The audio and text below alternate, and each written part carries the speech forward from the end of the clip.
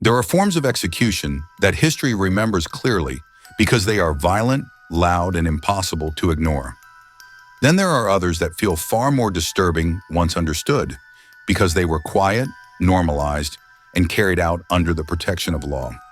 These methods did not always aim to end life immediately.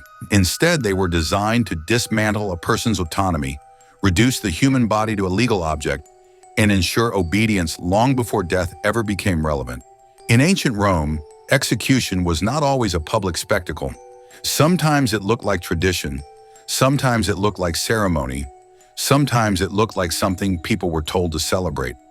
One of the most unsettling examples of this cruelty unfolded not in an arena, but inside private homes, under lamplight, with witnesses standing close enough to remember every detail. An 18-year-old girl dressed in a flame-colored veil was expected to believe she was walking into honor and stability.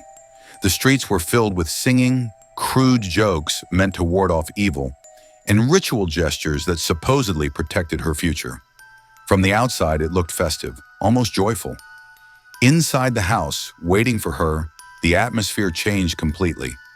Rome treated marriage as a legal transfer, not a personal bond. Authority moved from one man to another. Like land, like livestock, like any asset of value, the transfer required verification. Nothing could be assumed. Everything had to be confirmed, witnessed, and recorded. And the body of the bride was the evidence. Behind sealed doors stood an appointed overseer whose role was to control the night. Slaves waited with water and cloths. A physician stood silently with instruments prepared. Witnesses remained present not out of curiosity, but obligation. Their memories might later be demanded before a magistrate. And in the corner of the room, hidden beneath heavy linen, was a wooden structure whose purpose was never explained aloud because explanation was unnecessary. Everyone present already knew why it was there. The air in the room carried a strange stillness, the kind that settles when no one dares to speak unless instructed. Every movement felt rehearsed, passed down through generations until it no longer required discussion. The witnesses stood where they were told, not shifting, not whispering, fully aware that their role was to remember, not to intervene. No one asked if this was necessary, because necessity had already been decided generations earlier. The covered figure in the corner seemed to loom larger the longer it remained hidden, its presence shaping the room despite the cloth draped over it. Shadows from the lamps stretched and warped across the walls, making the space feel smaller, tighter, as though the room itself were closing in. This was not a place for hesitation or doubt. It was a place designed to remove both. What unfolded here was meant to feel inevitable, a sequence of actions so ingrained that resistance felt unnatural. Even silence served a purpose, reinforcing the idea that everything happening was expected, sanctioned, and beyond question. In that moment, the room was no longer a home, but an extension of the law itself, a controlled space where authority was enforced without chains, without blades, and without the need for raised voices. This was not symbolic theater. Ancient writers avoided describing the ritual not because it was harmless, but because it was humiliating beyond acceptable language. Later, Christian scholars wrote about it with open disgust, condemning the act while confirming its existence. Modern attempts to soften its meaning collapse under the weight of ancient terminology that clearly describes physical submission carried out in front of witnesses. The cruelty here wasn't chaos or rage, it was precision. The ritual existed to demonstrate submission, to remove resistance, and to prepare the body for what Roman law required next. Refusal was technically possible, but practically devastating. A woman who refused would not simply return home. She would be marked as damaged, unusable, and permanently disgraced. The system didn't need violence when social death was guaranteed. After the ritual came examination. This was not medical care. It was legal confirmation. Earlier documentation established the body's condition before the ceremony. Now the physician verified that the expected physical changes had occurred. Everything was observed, everything was recorded. Comfort was irrelevant. Property did not have feelings. Property had value. The physician's presence, though quiet, dominated the room the moment he stepped forward. His actions were devoid of empathy, not out of malice, but because emotion had no place in the task he was about to perform. His role was to document, not to comfort. The bride was no longer seen as a person undergoing something intimate. She was a subject, an asset being evaluated for the state's purposes. The examination was meticulous, conducted in a way that emphasized certainty over dignity. The overseer remained nearby, occasionally clarifying a detail, ensuring nothing was left ambiguous. Every bruise, every marking, every indication that the ceremony had fulfilled its legal objective was noted. The tools used were rudimentary but effective, and their presence alone sent a message. This was not a private moment. This was the final proof required by law. Witnesses did not turn away. They did not avert their gaze. Their responsibility was to see and remember. If ever the marriage's legitimacy was questioned, if property, inheritance, or lineage came under scrutiny, their testimonies could be summoned, and the examination would be recounted step by step as fact. The bedchamber itself functioned like a courtroom. The door remained open. Lamps burned bright enough to eliminate doubt. An overseer watched carefully, correcting movements and posture when necessary, ensuring every action aligned with expectation. Every sound became evidence. Every moment contributed to the legal record. By morning, the transformation was complete. Authority had been transferred. Control had been verified. No executioner raised a weapon. No crowd gathered to cheer. And yet something irreversible had occurred.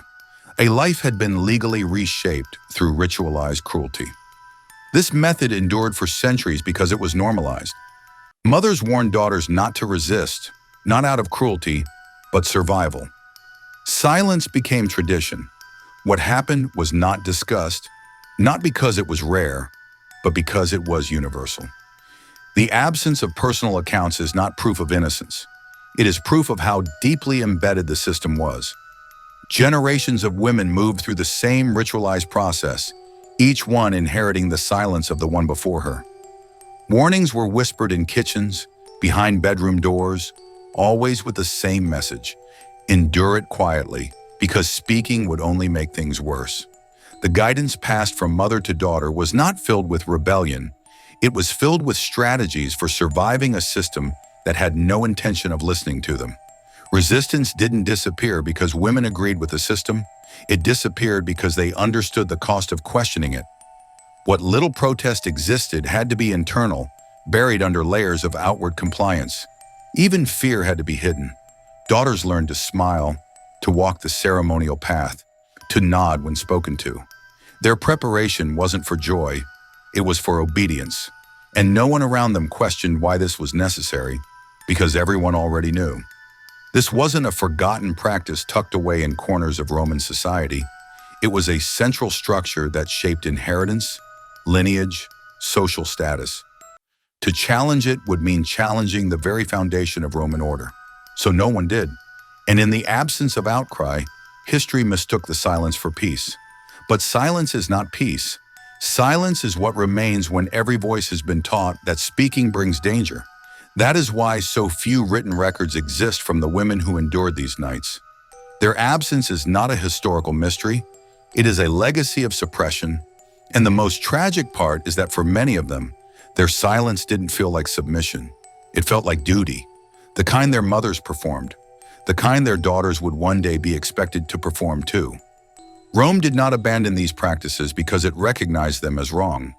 They disappeared when external values reshaped Roman law and morality.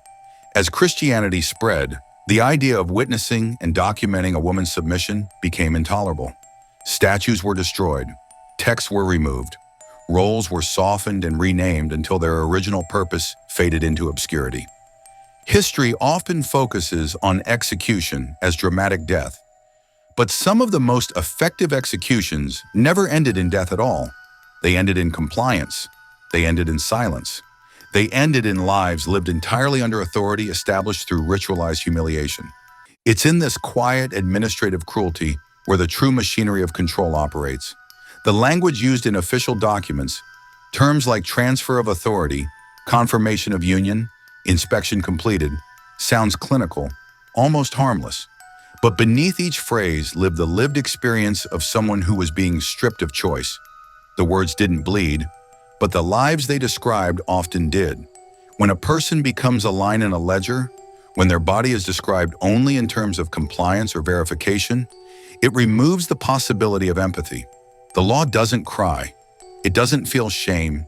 It records, it validates, and it moves forward. For those enforcing it, the process felt righteous, orderly, even moral. But for those subjected to it, the experience often resembled punishment disguised as duty. There were no screams echoing through coliseums in these cases, no grand pronouncements or executions at dawn.